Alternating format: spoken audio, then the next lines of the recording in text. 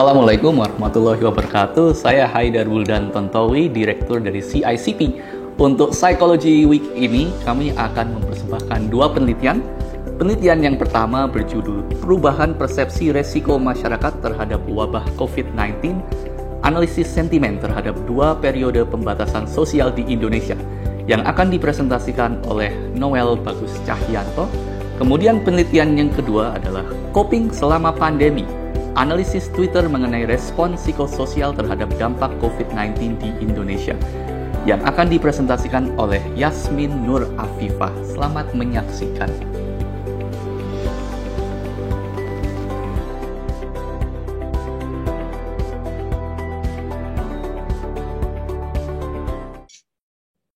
Assalamualaikum warahmatullahi wabarakatuh. Salam sejahtera bagi kita semua. Perkenalkan, saya Noel Bagus Cahyanto, mewakili CICP. Pada kesempatan kali ini akan mempresentasikan progres riset yang akan kami bawakan. Jadi, untuk riset yang akan kami bawakan memiliki judul Perubahan Persepsi Risiko Masyarakat Terhadap Wabah COVID-19, Analisis Sentimen Terhadap Dua Periode Pembatasan Sosial di Indonesia. Adapun anggota riset pada kali ini melibatkan yang pertama, saya sendiri Noel Bagus Cahyanto, kemudian lalu Tarangga Arif Gunawan, ketiga Ratri Arista, empat Fakirah Inayatur Robani, dan kelima Haidar Buldan Tontowi. Baik, sebelum akan masuk ke pembahasan lebih dalam, izinkan saya menyampaikan kira-kira apa yang menjadi alasan kami mengangkat tema ini. Jadi tentu saja hal yang bisa digarisbawahi adalah kebijakan pemerintah menetapkan kebijakan pembatasan ya, di mana kebijakan pembatasan ini membatasi kegiatan masyarakat dan memiliki tujuan untuk menekan persebaran kasus COVID-19. Nah, kebijakan pembatasan ini bisa dimaknai bahwa pemerintah itu menganggap COVID sebagai ancaman, seperti itu. Namun di sisi lain, ketika pemerintah menganggap COVID sebagai ancaman, apakah masyarakat juga memiliki pandangan demikian?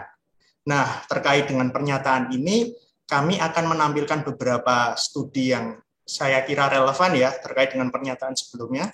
Yang pertama ini masih terkait dengan perubahan persepsi risiko dalam masyarakat. Secara global, terjadi peningkatan risiko persepsi COVID-19. Persepsi keparahan terhadap COVID-19 pada pengguna Twitter sendiri meningkat stabil di 5 bulan pertama. Kemudian persepsi risiko juga meningkat di awal lockdown pada Maret 2020 dan Januari 2021, namun berangsur-angsur menurun.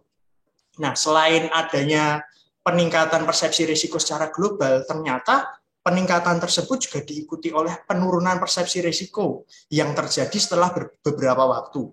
Contohnya sendiri ada sebuah studi yang menyebutkan bahwa penurunan minat publik biasanya terjadi setelah 6 minggu pasca sebuah peristiwa.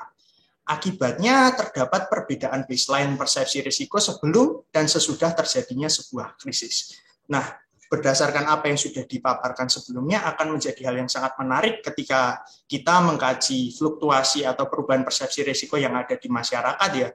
Terlebih lagi di Indonesia terdapat dua kebijakan pembatasan yang berlangsung pada tahun 2020 atau PSBB dan PPKM tahun 2021. Nah, sekarang kita menuju ke pertanyaan berikutnya. Apakah di Indonesia sendiri sudah ada riset yang membahas tentang persepsi risiko? Ternyata sudah ada. Namun, instrumen yang dipakai menggunakan survei dan studinya menggunakan desain kuantitatif. Yang mana bisa kita simpulkan bahwa belum ada keterlibatan big data yang membahas tema ini. Kemudian kalau kita pandang dari penelitian yang menggunakan big data, juga belum ada yang secara spesifik membahas tentang persepsi risiko. Untuk riset yang melibatkan big data sendiri sudah ada beberapa ya seperti yang sudah saya sebutkan, tapi belum ada yang secara spesifik membahas tentang persepsi risiko. Nah, karena saya sudah menyinggung tentang big data, sebenarnya apa sih urgensi penggunaan big data dalam konteks penelitian ini? Ternyata penggunaan big data itu sudah terbukti mempercepat penelusuran kasus, pelacakan kasus, pengawasan epidemi, penyebaran virus dan pemantauan mobilitas manusia, tindakan pencegahan, serta perawatan medis. Selain itu, analisis di media sosial terkait COVID-19 juga berkontribusi dalam memecahkan masalah kehidupan sosial dalam memperoleh opini, kepedulian, dan respons publik terhadap kebijakan yang diterapkan. Nah, dalam spesifik penelitian yang kami lakukan, kami mengambil data melalui sosial media Twitter ya. Kenapa demikian? Karena ada beberapa kunci yang membuat Twitter itu adalah media yang akan kami pilih. Yang pertama sifatnya yang open source. Artinya seluruh unggahan dapat diakses oleh pengguna Twitter, di mana melalui sifat ini juga kami dapat secara bebas dan secara legal mengambil Twitter yang relevan dengan topik COVID. Selain itu, karena pengguna Twitter di Indonesia sendiri juga sangat banyak ya, lebih mudah mengikuti percakapan topik. Selain itu di Twitter juga ada fitur tagger dan mesin pencari berdasarkan kata kunci, sehingga untuk mencari tema tertentu pun juga lebih mudah. Selain itu, Twitter juga banyak digunakan oleh figur publik, politisi, dan selebriti juga. Jadi bisa dikatakan bahwa penelitian Big Data akan membawa perspektif yang melengkapi penelitian tentang persepsi risiko COVID-19 di masyarakat Indonesia. Nah, untuk berikutnya akan saya jelaskan tentang tujuan penelitian yang sebenarnya sudah saya singgung beberapa kali di pembahasan sebelumnya. Tujuan dari penelitian ini adalah memahami sikap atau sentimen dan aspek dari persepsi risiko masyarakat terhadap COVID-19 ditinjau dari dua periode lockdown, yaitu PSBB yang berlangsung pada tahun 2020 dan PPKM yang berlangsung pada tahun 2021. Nah, berikutnya saya akan menjelaskan dan memaparkan tentang landasan teori yang dipakai dalam penelitian ini. Bisa disaksikan dalam tayangan slide ya, bahwa kami menggunakan framework dari Van Linden yang membahas tentang risk perception. Tetapi dalam versi orisinilnya, framework ini dikembangkan untuk setting climate change, yang artinya peneliti berusaha mengungkap tingkat persepsi risiko masyarakat tentang isu perubahan iklim. Namun dalam penelitian tersebut juga ditegaskan bahwa framework ini sangat bisa untuk dikontekstualisasikan pada setting lain. Dan berdasarkan kajian pustaka yang kami lakukan juga terdapat beberapa riset yang membahas risk perception atau persepsi risiko dengan framework ini. Jadi untuk kali ini kami juga mengkontekstualisasi framework dari Van der Linden ini. Dan bisa juga dilihat dari tayangan slide ya, bahwa risk perception sendiri terdapat 4 aspek. Yang pertama adalah cognitive factors, experiential processing, kedua, ketiga socio-cultural influences, dan yang keempat adalah socio-demographic. Yang mana tiap-tiap aspek akan saya elaborasi di slide berikutnya. Kemudian sekarang saya akan membahas tentang aspek yang pertama, yaitu kognitif ya, atau bisa diartikan secara sederhana adalah evaluasi tentang risiko. Jadi dalam model Van der Linden, untuk aspek ini ada 3 subaspek. Yang pertama adalah cause atau pemahaman individu terkait dengan penyebab terjadinya suatu fenomena. Misalnya kalau dalam konteks COVID, apa sih yang menyebabkan COVID itu? Yang kedua, aspek kedua adalah impact atau dampak ya, pemahaman individu terkait dengan dampak suatu fenomena. Jadi misalnya adalah akibat dari terserang COVID-19 adalah kematian, kemiskinan, dan lain-lain. Dan selanjutnya ada respons atau pemahaman individu terkait dengan cara menangani suatu fenomena. Dalam kasus ini COVID artinya pemahaman individu untuk mengikuti protokol pemerintah, untuk menggunakan masker dan lain-lain. Itu tergolong sebagai subaspek respons. Kemudian untuk aspek yang kedua ada experiential processing ya, di mana subaspeknya ada yang pertama affect atau emosi yang muncul hasil dari evaluasi individu. Misalnya di setting COVID, saya merasa takut terhadap COVID. Selama masa PPKM ini saya merasa takut terhadap COVID. Nah itu untuk tweet yang memiliki muatan konten seperti itu akan tergolong dalam aspek afek. Yang kemudian subaspek berikutnya ada personal experience, yaitu adalah saat individu memiliki pengalaman secara langsung dengan ancaman, baik itu dialami oleh individu itu sendiri maupun orang terdekatnya. Seperti itu, kita menuju ke aspek berikutnya, ada socio-cultural influences, di mana dibagi menjadi 2 ya, yaitu value orientation, ada 3 di dalamnya, yaitu egoistic value. Saat individu memaksimalkan hal yang didapat individu, atau dalam artian lain memprioritaskan keuntungan yang dialami oleh individu. Itu tergolong dalam egoistic value. Terus kemudian ada socio-altruistic value, di mana individu mengekspresikan rasa kepedulian terhadap orang lain. Kemudian biospheric values, saat individu peduli terhadap kekayaan alam itu sendiri. Nah, selanjutnya untuk bagian kedua ada social norms, ada preskriptif, di mana sejauh mana dapat diartikan sebagai sejauh mana rujukan orang lain mengambil tindakan untuk membantu mengurangi risiko pandemi, dan yang kedua ada subjektif, sejauh mana seseorang merasa tertekan secara sosial untuk melihat pandemi sebagai risiko yang membutuhkan tindakan.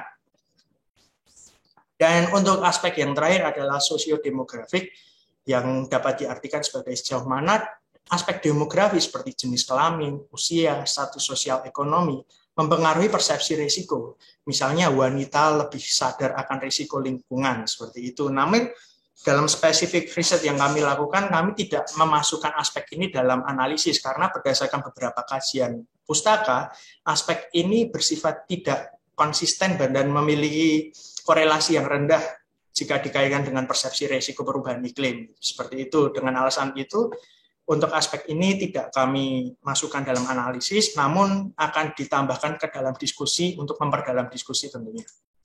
Baik, berikutnya saya akan menjelaskan terkait dengan metode yang digunakan dalam penelitian ini ya. Berikut dalam tayangan slide bisa disaksikan terkait dengan bagaimana metode yang kami lakukan secara umumnya ya, gambaran umumnya, di mana yang pertama adalah proses pengumpulan data. Seperti yang sudah saya singgung sebelumnya, kami mengumpulkan data melalui sosial media Twitter ya, yang mana kami nantinya akan mengambil tweets atau sebuah pesan singkat yang bisa diakses oleh semua orang ya. Tentunya kami mengakses pesan yang memang bisa diakses oleh publik, karena dalam tweet sendiri memang ada pesan-pesan yang tidak bisa diakses. Nah, untuk kategorinya sendiri, untuk kriteria data yang kami ambil, tentu saja adalah tweet yang relevan dengan topik COVID-19 dan kebijakan pembatasan. Untuk detail kriterianya akan dijelaskan dalam slide selanjutnya. Terus kemudian yang kami lakukan adalah sentiment analysis ya. Dalam penelitian ini, sentiment analysis memiliki tujuan untuk mengklasifikasikan tweets berdasarkan kriteria label yang sudah ditentukan, di mana kami akan mengklasifikasikan tweet sebagai yang pertama, apakah tweet cenderung menganggap COVID sebagai ancaman. Yang kedua, apakah tweet itu cenderung mengabaikan COVID-19. Yang ketiga, apakah tweet itu cenderung tidak memiliki tendensi. Dan yang terakhir, apakah tweet itu merupakan kategori tidak relevan atau spam. Selanjutnya, setelah sentiment analysis, kami juga akan melakukan content analysis yang memiliki tujuan untuk memperdalam diskusi. Kami ingin mencari tahu aspek-aspek yang terlibat dalam persepsi risiko individu dalam suatu tweet. Begitu gambaran secara umumnya. Selanjutnya saya akan menjelaskan lebih detail terkait dengan sentiment analysis. Baik, seperti yang sudah saya sampaikan sebelumnya, dalam sentiment analysis, salah satu tahapan yang dilalui adalah pengumpulan data. Nah, dalam tayangan slide bisa disaksikan terkait dengan kriteria yang lebih detail. Di mana kriteria yang pertama bisa dilihat kami mengumpulkan data berasal dari 2 time frame, yaitu 14 hari pertama pada periode PSBB dan 14 hari pertama pada periode PPKM. Selain itu, kriteria berikutnya merupakan tweet harus dalam bahasa Indonesia atau bahasa daerah dari Indonesia yang dipahami oleh peneliti.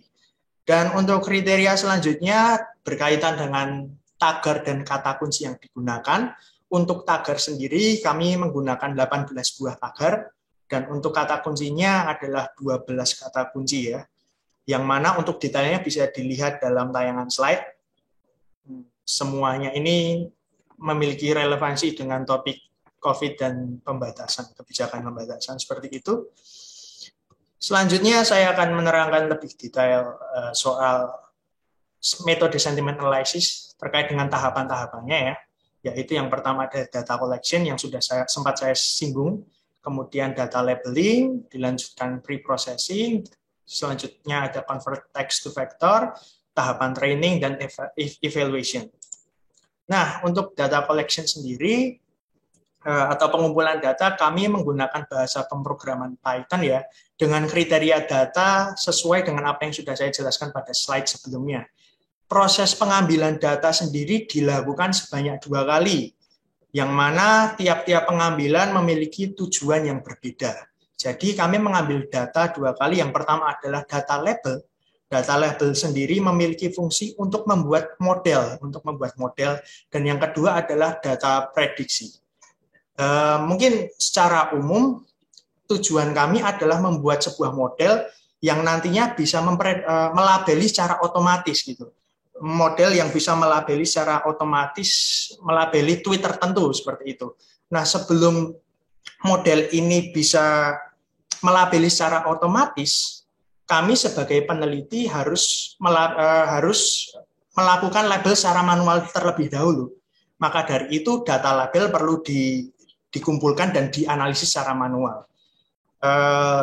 Seperti yang sudah saya bilang, data tweets yang terkumpul dan yang tergolong sebagai data label perlu dilabeli secara manual ya, dan labelnya itu adalah positif, negatif, netral, dan spam. Setelah data labelnya sudah dilabeli secara manual dan modelnya sudah jadi, nanti model ini akan diimplementasikan ke data prediksi, di mana jumlah datanya itu jauh lebih banyak, dan pada proses ini model akan melabeli secara otomatis seperti itu. Selanjutnya kami akan jelaskan lebih detail terkait dengan label sentimen, karena saya sebelumnya sudah menyinggung terkait dengan label ya. Di sini dijelaskan sebenarnya ada apa saja sih kategorisasi labelnya. Yang pertama adalah positif. Positif itu untuk tweet yang muatan kontennya mencerminkan sikap menganggap COVID sebagai ancaman dan cenderung tidak menyepelekan pandemi. Itu adalah label positif. Selanjutnya untuk label negatif adalah tweet yang memiliki muatan konten cenderung mengabaikan COVID-19. Dan kalau label netral sendiri adalah tweet yang tendensinya tidak terlihat. Kemudian untuk spam merupakan tweet yang tidak relevan, tidak membahas tentang COVID, dan untuk tweet yang kontennya adalah berita juga kami kategorisasikan ke dalam kelompok spam.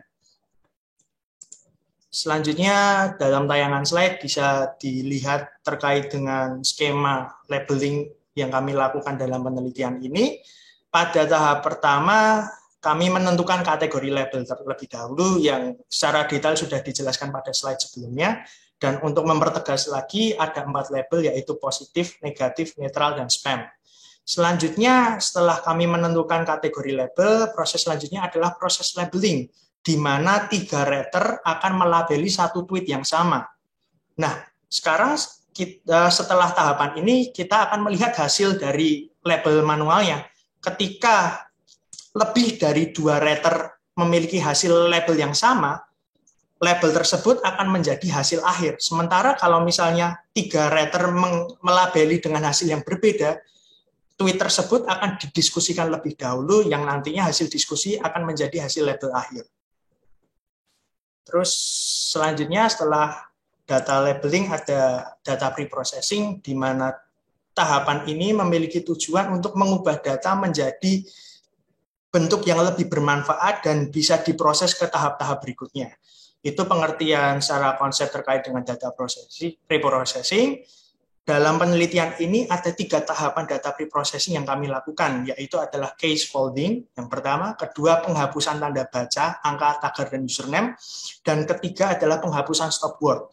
Untuk penjelasan tiap proses akan saya jelaskan lebih jelas di slide berikutnya dan akan menggunakan ilustrasi tweet yang ada di tayangan slide bagian bawah ini.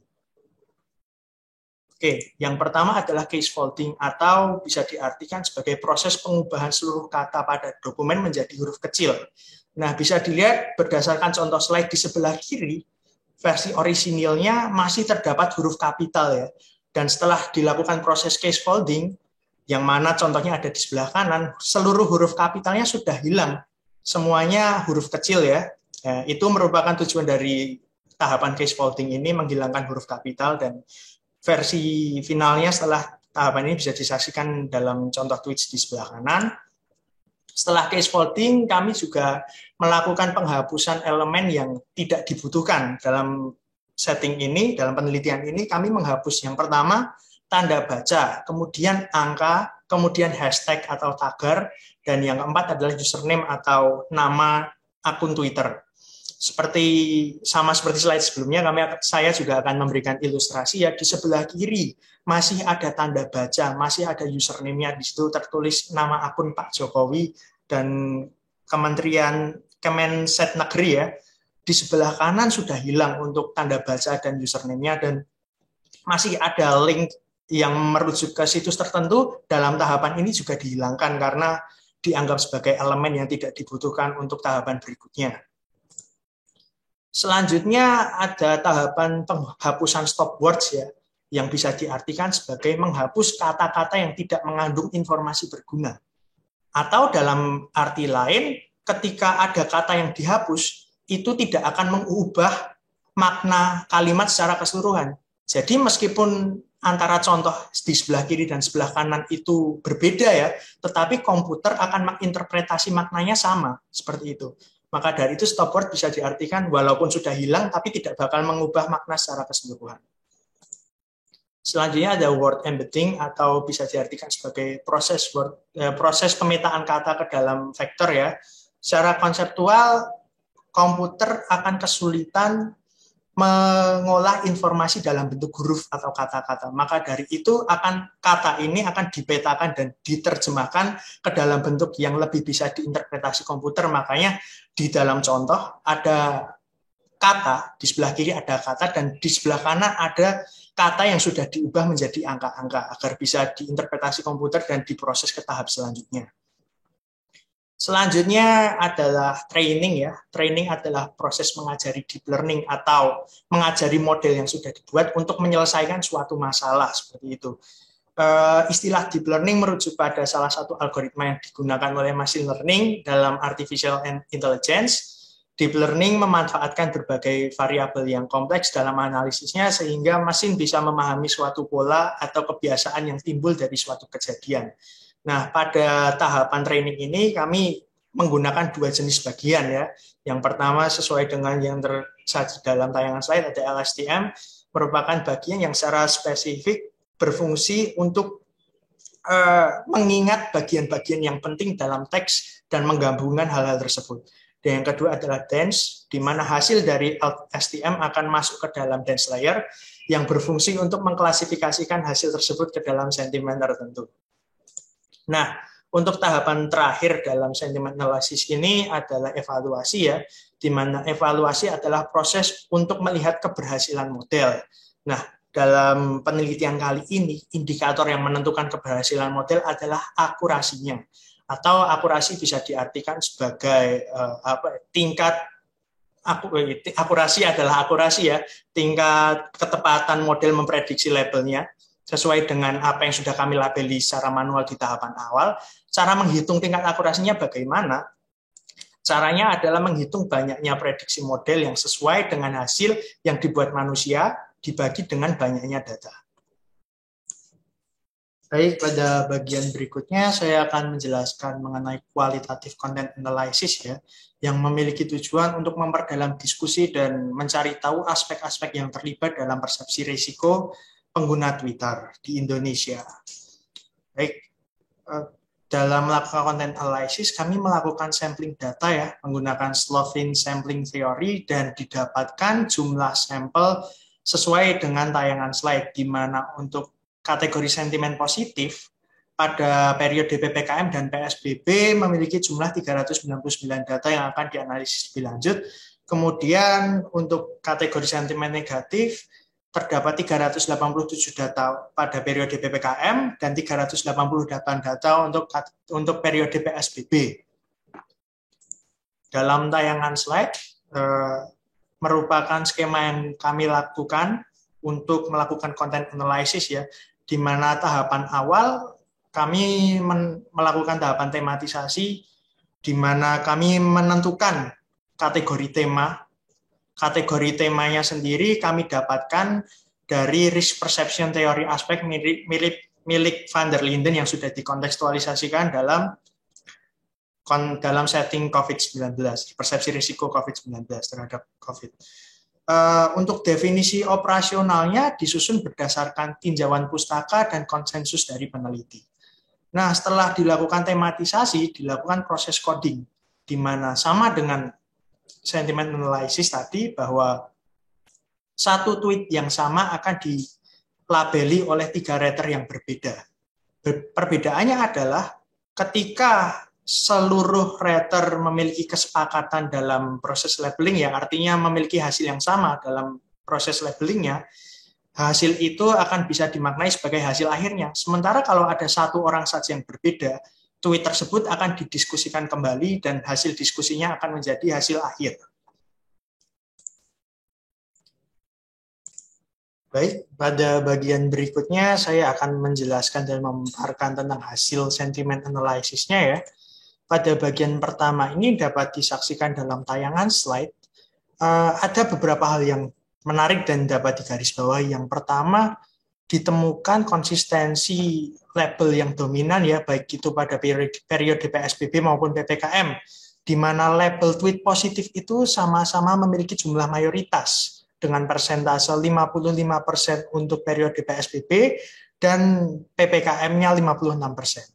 Kemudian pada masing-masing periode juga diikuti dengan label spam, kemudian netral dan negatif. Jadi pola itu ditemukan baik itu di periode PSBB maupun PPKM. Berdasarkan hal ini bisa dimaknai bahwa mayoritas pengguna Twitter, baik itu di PSBB maupun PPKM, memiliki persepsi risiko yang tinggi ya, persepsi risiko yang tinggi, atau saya tekankan lagi, memiliki persepsi risiko positif, yang mana positif dapat dimaknai sebagai menganggap COVID sebagai ancaman, sementara negatif itu dimaknai sebagai mengabaikan COVID, netral tidak memiliki tendensi, dan spam itu adalah tweet yang memiliki muatan tidak relevan dan berita. Untuk jumlah masing-masing sentimen berdasarkan periode bisa dilihat dalam bagian di sebelah kanan tayangan slide ya. Baik, selanjutnya di grafik berikutnya dijelaskan masih terkait dengan sentiment analysis, hasil sentimen, namun di breakdown secara lebih detail ya, di mana bisa dilihat fluktuasi berdasar pergerakan fluktuasi sentimennya ditinjau dari masing-masing hari, dari hari pertama sampai dengan hari terakhirnya. Nah, berdasarkan hal ini ada hal menarik juga di mana terjadi perubahan tren. Ketika kita membandingkan antara awal periode dan akhir, bisa dilihat baik itu di PSBB maupun PPKM, tingkat tweet dengan label persepsi risiko yang positif menurun ya, ketika dibandingkan dari periode akhir dan awal. Meskipun di PSBB bisa dilihat dalam grafik, fluktuasinya tidak lebih drastis dibandingkan dengan PPKM ya, karena di PPKM ini terdapat penurunan yang sangat curam pada kategori tweet positifnya.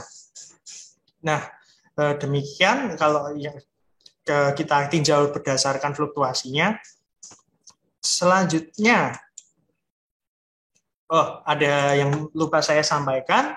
Jadi kalau kita lihat jumlah tweet baik itu di PSBB dan PPKM, memang dalam periode PPKM pada hari pertama itu jumlah tweetnya lebih banyak pada kategori label positif ya. Namun pada hari berikutnya sempat mengalami penurunan yang sangat curam. Meskipun PSBB awal periode jumlah tweetnya adalah 25.000, tetapi fluktuasinya ada di kisaran 15.000 sampai dengan 25.000. Jadi kalau di rata-rata jumlah tweet dengan label positif lebih banyak pada periode PSBB daripada PPKM. Seperti itu adalah temuan menarik yang kedua ya.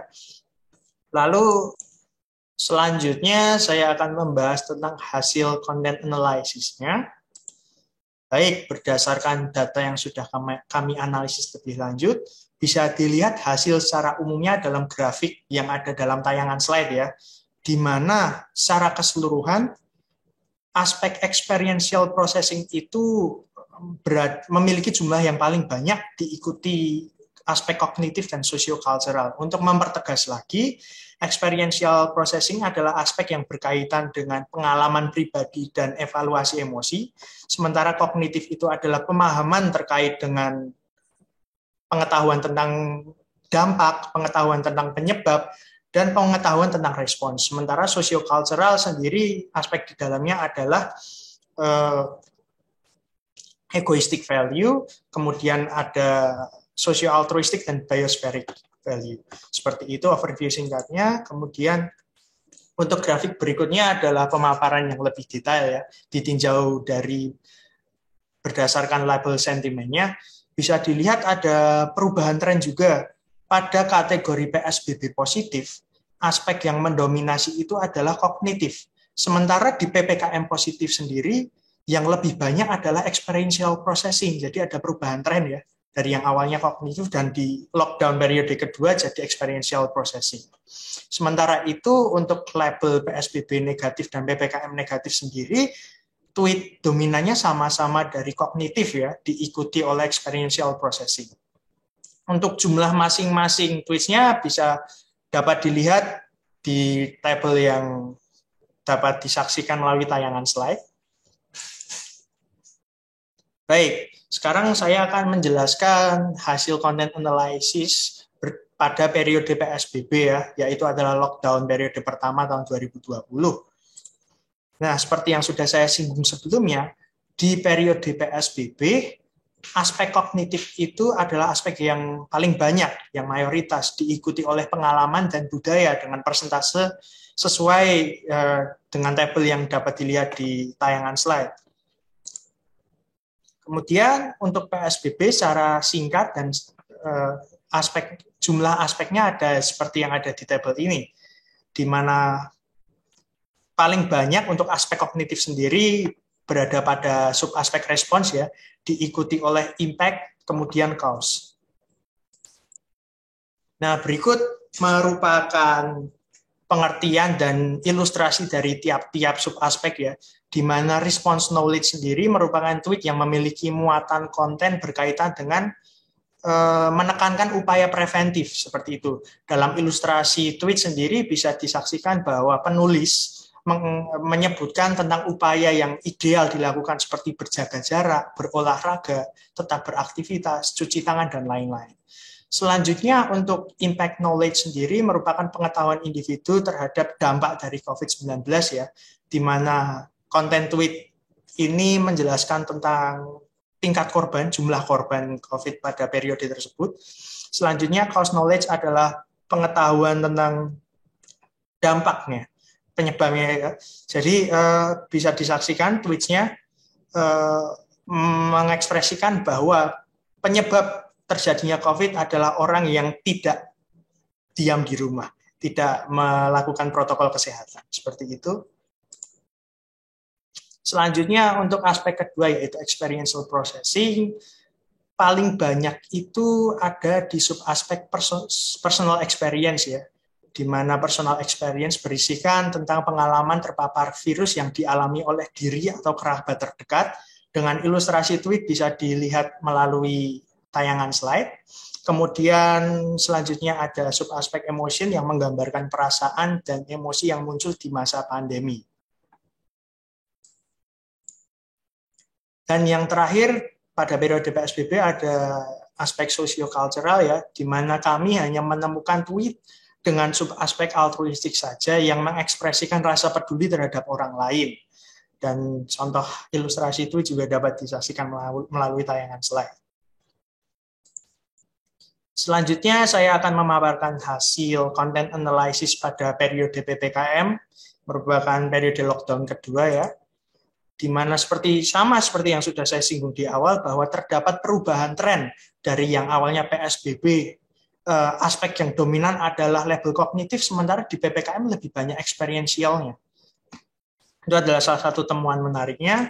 Kemudian ini adalah pembedahan berdasarkan tiap-tiap aspek ya, di mana terkhusus dalam aspek kognitif ya, di mana paling banyak itu dipegang oleh label response, diikuti oleh impact dan cause.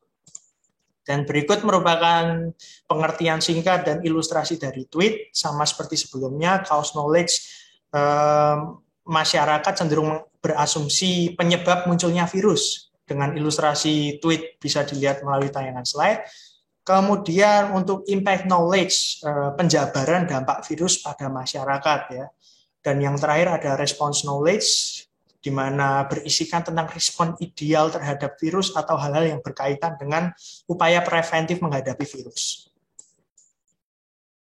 Yang kedua adalah experiential processing ya, dengan persentase sama dengan pada periode PSBB ya, di mana subaspek yang jumlahnya paling banyak itu adalah personal experience dengan muatan konten yang kurang lebih sama, di mana di personal experience penulis menggambarkan ketakutan karena orang terdekatnya terpapar oleh virus. Sementara di emotion merupakan perasaan evaluatif terhadap pandemi atau virus atau dampak emosi yang dirasakan. Dan untuk socio-cultural, kami juga hanya menemukan subaspek altruistik ya, untuk egoistik dan biosferik tidak ditemukan dalam tahapan analisis. Baik, setelah pemaparan hasil yang saya sampaikan pada slide sebelumnya, sekarang saya akan menyampaikan dan memaparkan tentang pembahasan ya, yang mana kami akan memperdalam diskusi-diskusi berdasarkan poin yang sebelumnya sudah disampaikan. Yang pertama, temuan menarik yang kami temukan adalah bahwa tweet dengan label positif itu secara konsisten memiliki persentase lebih banyak daripada tweet yang lain. Mengapa demikian? Mungkin hal ini dapat dipandang berdasarkan demografi pengguna Twitter itu sendiri ya, di mana pengguna Twitter itu lebih muda, cenderung lebih muda, lebih berpendidikan dan berpengetahuan. Nah, implikasi dari hal ini itu apa sebenarnya? Individu yang lebih berpendidikan dan berpengetahuan itu cenderung memiliki keterbukaan informasi yang lebih tinggi dan lebih kritis dalam menyeleksi sebuah informasi. Selanjutnya, hal menarik yang bisa dibahas adalah perilaku mencari informasi sebabkan lonjakan persepsi risiko di hari pertama dan kedua PPKM. Seperti yang sudah disampaikan pada slide sebelumnya, PPKM pada periode PPKM terutama ya pada hari pertama dan kedua itu tingkat persepsi risiko dengan label positif itu ada di puncak. Nah, mengapa demikian? Karena ada kecenderungan mencari informasi dari pengguna Twitter. Karena ketika merasa cemas, ada kecenderungan perilaku untuk mencari sebuah informasi. Selanjutnya, kejenuhan turunkan persepsi risiko masyarakat secara drastis pada saat PPKM. Jadi, persepsi risiko lebih tinggi pada PSBB dibandingkan PPKM, sama seperti apa yang sudah saya sampaikan sebelumnya. Kemungkinan ini terjadi karena terdapat kejenuhan pada masyarakat terhadap pandemi, seperti itu. Nah, terkait dengan ini ada sebuah riset yang cukup relevan ya, yang mana riset Zhang menemukan terjadinya penurunan pada minat percakapan pandemi di 6 bahasa pada bulan Maret sampai Mei tahun 2020. Selanjutnya, hal menarik yang dapat digarisbawahi adalah peningkatan literasi masyarakat meningkat dapat sebabkan penurunan persepsi risiko seperti itu. Jadi kejenuhan atau semakin tingginya literasi masyarakat tentang COVID-19 menyebabkan penurunan tweet persepsi di hari-hari pertama PPKM. Selanjutnya, seperti yang sudah saya sampaikan juga ya, tadi saya singgung bahwa di PPKM itu terdapat perubahan tren jika dibandingkan dengan PSBB, di mana label yang dominan itu adalah experiential processing gitu. Mengapa demikian? Jadi pada periode PPKM terdapat peningkatan jumlah kasus yang signifikan dibandingkan dengan periode PSBB. Nah, meningkatnya tren persepsi risiko positif dapat diakibatkan karena semakin banyak orang yang terpapar oleh COVID-19. Nah, berkaitan dengan ini ada sebuah studi yang relevan di mana persepsi risiko individu dapat meningkat ketika memiliki pengalaman terpapar oleh suatu ancaman secara langsung.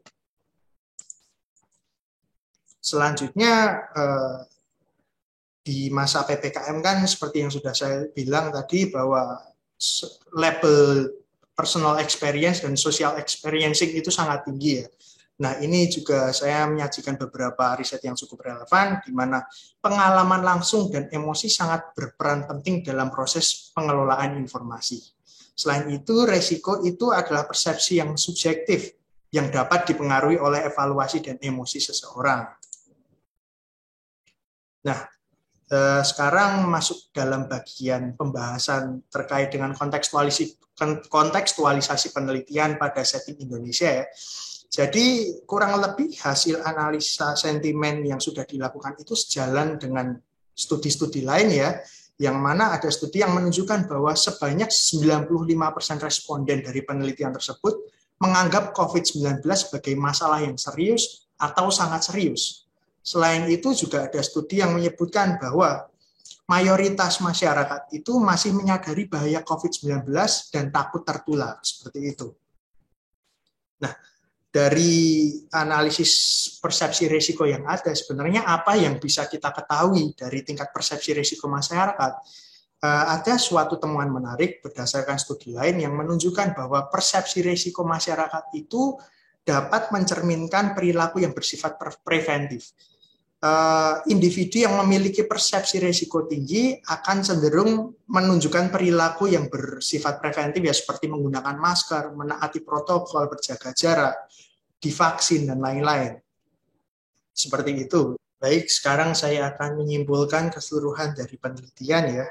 Jadi hal pertama yang bisa ditekankan adalah secara keseluruhan, baik itu pada periode PSBB maupun PPKM, pengguna Twitter memiliki persepsi risiko yang bersifat positif, memiliki label positif, yang artinya mayoritas pengguna Twitter memaknai COVID itu sebagai ancaman dan memiliki risiko yang tinggi. Yang kedua adalah secara deskriptif, persepsi risiko pengguna Twitter lebih tinggi pada saat PSBB dibandingkan PPKM. Nah, kemungkinan dapat terjadinya hal ini karena indikasi terdapat kejenuhan atau adanya peningkatan literasi dari pengguna Twitter. Dan yang ketiga adalah jika dibedah lebih lanjut, aspek pengalaman dan kognitif adalah dua hal yang berperan sangat penting dalam mempengaruhi persepsi risiko masyarakat terhadap COVID-19. Selanjutnya, berkaitan dengan keterbatasan dan kelemahan dari penelitian ini, yang pertama adalah ditinjau dari hasil kuantitatif ya, terkait dengan tingkat validasi akurasi dari model dirasa masih belum cukup tinggi ya, masih rendah. Hal tersebut mengapa bisa terjadi hal demikian? Salah satu hal yang menyebabkan adalah sedikitnya data label yang diambil dan dianalisis secara manual. Maka rekomendasi untuk penelitian berikutnya adalah menambah jumlah data label yang ada sehingga dapat memberikan variasi yang lebih banyak dan dapat memprediksi lebih tepat. Selanjutnya, karena penelitian ini bersifat deskriptif, perlu dilakukan pengujian statistik inferensial seperti UJT untuk analisis kuantitatif yang dilakukan agar dapat memahami signifikansi perbedaan data. Dan yang ketiga adalah dari sudut pandang kualitatif, data Twitter tidak menyediakan konteks yang pasti, sehingga peneliti merasa kesulitan memahami konteks tweets yang dianalisis. Selanjutnya, berkaitan dengan rekomendasi kebijakan berdasarkan penelitian yang dilakukan, hal yang dapat ditekankan dan digarisbawahi adalah terdapat penurunan persepsi risiko yang ada di tengah masyarakat pengguna Twitter ya. Jika pemerintah memberlakukan pembatasan sosial selanjutnya, perlu dilakukan upaya preventif agar masyarakat tetap mempertahankan kepatuhan. Selanjutnya, dalam pemaparan hasil tadi sudah dijelaskan bahwa aspek pengalaman dan kognitif berperan penting dalam evaluasi risiko. Artinya, kedua aspek tersebut dapat ditekankan dalam promosi pembatasan sosial. Demikian hasil penelitian yang dapat saya sampaikan. Bila mana ada kekurangan, mohon dimaafkan. Dan bila ada pertanyaan dari Bapak, Ibu, dan Saudara sekalian, bisa disampaikan melalui sosial media CICP ya. Yang pertama melalui Instagram, yaitu @cicp.ugm, atau lewat email, dikirimkan lewat email, yaitu adalah cicp@ugm.ac.id. Terima kasih atas perhatiannya. Wassalamualaikum warahmatullahi wabarakatuh.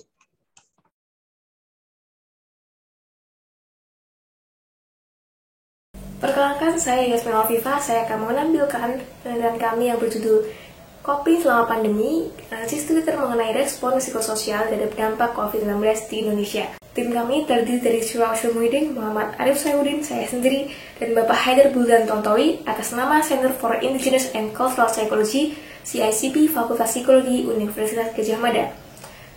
Penelitian ini pernah kami presentasikan di Southeast Asia Initiative Psychology Scientific Meeting atau CEAIP pada tanggal 5 Desember 2021. Aspek psikologis merupakan salah satu aspek yang terkena dampak signifikan dari pandemi COVID-19. Di Indonesia, penelitian menunjukkan beberapa dampak pandemi ini terhadap kesehatan mental seperti kecemasan, ketakutan, termasuk ketakutan bertemu orang lain, ketakutan akan isolasi, ketakutan akan kematian. Ada juga dampaknya yaitu kesepian, insomnia, kepanikan, dan psikosomatis, serta stigma proses. Penelitian menunjukkan bahwa manusia seperti organisme lainnya akan memiliki pola tertentu ketika menghadapi ancaman ekologis, termasuk pandemi COVID-19 ini. Salah satu respon tersebut adalah respon psikologis yang disebut juga dengan coping. Coping mengacu pada upaya kognitif dan upaya perilaku untuk memodulasi tuntutan internal maupun eksternal yang dirasakan di luar sumber daya pribadi yang dimiliki oleh individu itu sendiri. Lazarus dan Folkman membedakan dua strategi coping yang umum, yaitu strategi yang berfokus pada pemecahan masalah atau problem solving focused coping, dan strategi coping yang berfokus pada emosi atau emotion focused coping. Problem solving focused coping adalah upaya dengan melakukan sesuatu yang aktif untuk meredakan kondisi stres. Sebaliknya, emotion focused coping melibatkan pengelolaan emosional dari peristiwa yang membuat stres atau berpotensi menimbulkan stres. Selain itu, Folkman dan Moskowitz kemudian membagi strategi coping menjadi 4 kategori besar, yaitu pertama, berfokus pada masalah. Adalah mengatasi masalah yang menyebabkan penderitaan. Contohnya adalah melakukan coping aktif, perencanaan, menahan diri, dan penekanan aktivitas kompetitif. Kedua, fokus pada emosi. Bertujuan untuk mengurangi emosi negatif yang terkait dengan masalah. Contohnya bisa melakukan positive reframing, penerimaan, beralih ke agama, dan humor. Ketiga, ada berfokus pada makna. Adalah menggunakan strategi kognitif untuk memperoleh dan mengelola makna situasi. Terakhir adalah coping sosial, yaitu mengurangi stres dengan mencari dukungan emosional atau instrumental dari komunitasnya. Coping juga dapat terjadi pada dua level, yaitu level individu dan level kolektif. Ketika seseorang menghadapi stresor, berbagai cara digunakan untuk menanganinya di level pribadi. Sedangkan coping kolektif adalah bagaimana individu menghadapi peristiwa yang membuat stres melalui makna pengalaman mereka dalam hubungan interpersonal. Salah satu istilah yang juga mengacu pada coping kolektif adalah coping komunal. Namun, secara khusus, coping komunal lebih menekankan pada keberadaan sumber daya yang disediakan oleh budaya dalam komunitas tertentu. Penting untuk mengetahui bagaimana orang mengatasi situasi pandemi ini sehingga para pembuat kebijakan dapat mempertimbangkan keputusan-keputusan yang tepat berdasarkan kondisi masyarakatnya. Penting untuk memahami upaya masyarakat mengatasi efek pandemi melalui strategi coping ini. Seperti yang kita ketahui bersama, kondisi psikologis dapat memengaruhi kondisi kesehatan fisik. Oleh karena itu, diperlukan strategi coping agar tetap produktif dan mencegah mereka mengalami masalah psikologis yang lebih parah. Fokus penelitian ini adalah meneliti strategi coping yang digunakan masyarakat di masa pandemi COVID-19 di Indonesia. Salah satu metode pengumpulan data yang dianggap efisien adalah penggunaan data media sosial. Data media sosial yang meliputi teks dan gambar adalah bagian dari big data. Volume data yang sangat besar dan berbagai macam perilaku yang dapat ditangkap dalam data memberikan peluang bagi para peneliti psikologi untuk melakukan penelitian lapangan yang naturalistik. Popularitas media sosial meningkat drastis dalam 1 dekade terakhir dan diperkirakan akan meningkat di masa mendatang. Semakin banyak pengguna yang berbagi informasi, membuat koneksi online, dan menyukai pembaruan status user lain, maka semakin banyak data yang dapat sangat bermanfaat bagi para peneliti. Twitter merupakan salah satu media sosial yang sering digunakan dalam berbagai penelitian. Twitter termasuk dalam 10 besar platform media sosial yang sering digunakan dan memiliki pengguna aktif setiap bulannya. Indonesia sendiri adalah negara urutan ke-6 dengan pengguna Twitter terbanyak per April 2021, menurut data Statista. Selain platform yang populer, beberapa keunggulan Twitter adalah komunikasinya yang cepat, mudah, dan tidak berbayar. Model jaringan Twitter juga memungkinkan penggunanya untuk mengikuti perkembangan terbaru dari pengguna lain, meskipun user tersebut tidak mengikuti atau tidak memfollow pengguna itu, atau bahkan tidak tahu bahwa pengguna lain itu ada. Model jaringannya sederhana, namun memanfaatkan aspek fundamental dari kebutuhan manusia, yaitu rasa ingin tahu tentang berbagai topik. Penelitian ini bertujuan untuk mengkaji tema-tema yang muncul terkait dengan pola coping style orang-orang yang berkicau di Twitter di 3 periode perkembangan pandemi yang berbeda di Indonesia. Penelitian ini menggunakan pendekatan kualitatif dengan analisis konten. Pada pendekatan kualitatif dilakukan eksplorasi tema yang muncul dari korpus dataset Twitter. Kemudian analisis konten dilakukan dengan mengkompresi kata-kata dari teks ke dalam kategori konten yang lebih sedikit berdasarkan aturan eksplisit yang kami tentukan. Data diambil menggunakan EssenceScrape, yaitu scraper untuk layanan jejaring sosial. EssenceScrape mengambil atribut seperti profil pengguna, tagar, atau pencarian postingan yang relevan. EssenceScrape dapat dijalankan pada Python seri 3.8 atau lebih. Pengambilan data dilakukan pada tanggal 7 hingga 10 September 2021. Data yang dikumpulkan dikategorisasikan ke dalam 3 fase berbeda yang ditentukan oleh peneliti. Fase pertama adalah periode awal tanggap darurat COVID, yaitu pada bulan Maret hingga Juni 2020. Fase kedua adalah periode adaptasi kebiasaan baru atau new normal pada bulan September hingga Desember 2020. Dan fase ketiga adalah periode awal vaksinasi massal, yaitu pada bulan April hingga Juli 2021. Kami menggunakan hashtag sebagai keyword. Keyword berupa hashtag dapat membuat kemungkinan tema yang muncul terkait dengan strategi coping. Fungsi hashtag adalah untuk memudahkan pencarian pesan yang memiliki tujuan, tema, atau konten tertentu. Hashtag yang kami kumpulkan adalah hashtag di rumah saja, hashtag aman di rumah, hashtag lockdown, hashtag new normal, dan hashtag PPKM. Setelah menyaring tweet yang terduplikasi yang tidak relevan, maka total 2.553 tweet dianalisis lebih lanjut dengan prosedur analisis konten. Tweet tidak relevan yang kami eliminasi adalah tweet yang mengandung thread atau ulasan yang terputus, tweet yang hanya berisi mention username atau sebuah hashtag saja, dan juga tweet yang mengandung unsur promosi atau iklan. Kemudian 4 jenis utama dari strategi copy yang diusulkan oleh Volkmann dan Moskowitz dijadikan sebagai panduan pengkodean. Kredibilitas data dilakukan dengan pengenalan dalam konteks pembicaraan sebagai pengguna Twitter dan juga verifikasi antar peneliti, yaitu dengan diskusi bersama untuk menentukan kategori dan jenis tweet. Ini adalah visualisasi dari proses pengumpulan data dan analisis kami. Pertama, kami menghapus data dari Twitter, kemudian membersihkan data, dan kemudian kami menganalisis data menggunakan analisis konten yang terdiri dari pengkodean dan pengkategorisasian data. Terakhir, kami melakukan diskusi dan review kategorisasi data. Kami menggunakan Twitter sebagai kode editor untuk sintaks dengan bahasa pemrograman Python. Kami menemukan kategori yang muncul berdasarkan tema utama strategi copy. Pada tema yang berfokus pada masalah, kategori yang paling banyak muncul di tingkat individu adalah berbagi informasi. Lalu di tingkat masyarakat, perilaku penanggulangan COVID-19 termasuk memberikan pelayanan adalah yang paling sering muncul, diikuti dengan partisipasi dalam berbagai kegiatan dan perilaku tolong-menolong. Pada tema yang berfokus pada emosi, ekspresi perasaan dan humor adalah yang paling sering muncul. Kemudian pada tema makna, kategori yang sering muncul adalah memberikan pendapat atau pandangan. Dan yang terakhir pada dukungan sosial, perilaku yang muncul cenderung memberikan himbauan. Ini adalah contoh tweet yang kami olah, yaitu ada yang berfokus pada masalah, berfokus pada emosi, makna, atau mencari dukungan sosial. Pada periode pertama, strategi yang paling banyak muncul adalah strategi yang berfokus pada emosi. Kemudian strategi yang berfokus pada masalah adalah yang paling sering muncul di periode kedua, dan di periode ketiga, strategi yang paling banyak muncul adalah strategi kognitif yang berfokus pada makna. Secara umum, strategi copy yang berfokus pada masalah dan strategi yang berfokus pada makna atau kognitif adalah tanggapan umum yang paling banyak dilakukan oleh pengguna Twitter di Indonesia selama 3 masa pandemi ini. Lalu kita masuk ke diskusi hasil penelitian. Jadi tanggapan umum terhadap pandemi COVID-19 di Twitter yang paling banyak muncul adalah berbagi informasi dan mengungkapkan perasaan. Mencari dan berbagi informasi merupakan salah satu strategi individu dalam menghadapi ancaman seperti COVID-19. Hal ini didukung oleh fakta bahwa Indonesia tercatat sebagai negara dengan penggunaan internet yang tinggi. Aktivitas online yang paling populer adalah mobile messaging dan media sosial. CNN Indonesia juga melaporkan bahwa terjadi peningkatan penggunaan internet di Indonesia selama work from home, yaitu sebesar 40%. Kemudian ada manfaat media sosial selama pandemi. Media sosial dapat menyebarkan informasi yang bermanfaat dengan cepat, tidak hanya tentang informasi persebaran virus, tetapi juga efek pandemi.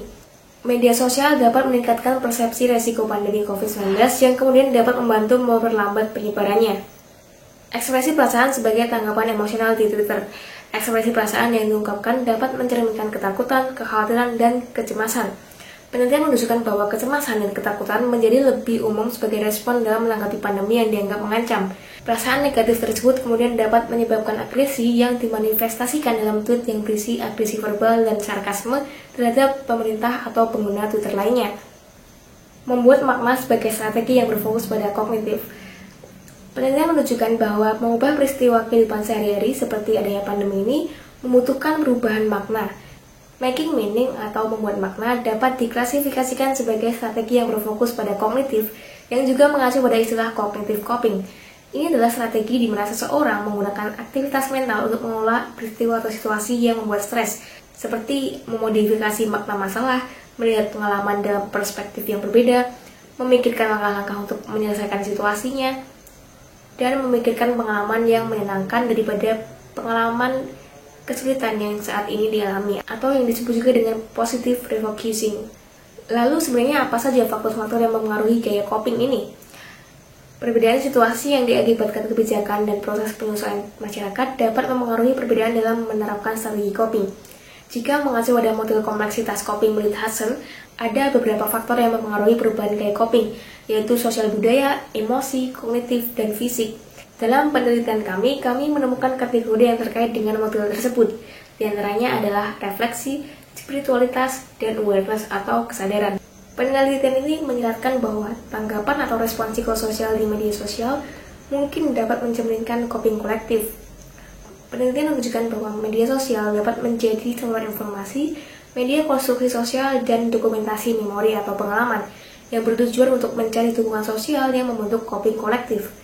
Sehingga perorangan atau pihak tertentu di Indonesia dapat memanfaatkan proses komunikasi, mobilisasi relasi, dan gerakan sosial melalui sosial media dalam beradaptasi dengan pandemi COVID-19. Kami menyadari bahwa terdapat beberapa batasan dalam penelitian ini. Pertama, tweet yang diolah mungkin tidak representatif dan hanya mencerminkan beberapa persen dari semua tweet yang sebenarnya masih ada. Selain itu, data yang diambil masih banyak yang terduplikasi dan menggunakan bahasa selain bahasa Indonesia, meskipun kode ID sudah dimasukkan ke dalam sintaks. Penelitian data Twitter selanjutnya dapat menggunakan program atau aplikasi lain atau berlangganan pada Twitter Premium agar akses data lebih luas. Kedua, hashtag yang digunakan mungkin tidak mewakili seluruh tweet yang menunjukkan respon psikososial atau mengatasi situasi dari dampak pandemi ini. Ketiga, karena metode penelitian ini bersifat kualitatif, maka tidak dapat digeneralisasikan pada konteks negara lain atau media sosial lainnya. Namun, beberapa pola respons atau coping mungkin dapat serupa. Metode lain seperti metode kuantitatif dapat diterapkan menggunakan dataset Twitter. Selain itu, prosedur pembelajaran machine learning yang lebih canggih dapat juga digunakan untuk memahami fenomena yang lebih luas mengenai coping di media sosial. Selain dua poin utama dari hasil penelitian yang telah disampaikan sebelumnya, kajian ini mencerminkan potensi penggunaan media sosial tidak hanya untuk menyebarkan informasi, tetapi juga untuk memperoleh pemahaman tentang pengalaman dan opini masyarakat yang berguna untuk penelitian. Studi ini juga menunjukkan bahwa forum online dapat memberikan konteks yang unik untuk memberikan tanggapan dan menerima dukungan psikososial, sehingga dapat menjadi media untuk coping kolektif dalam menghadapi tantangan seperti pandemi. Ya, sekian presentasi penelitian ini. Terima kasih atas perhatiannya. Jika ada pertanyaan lebih lanjut, silakan hubungi akun CICP di atas ini.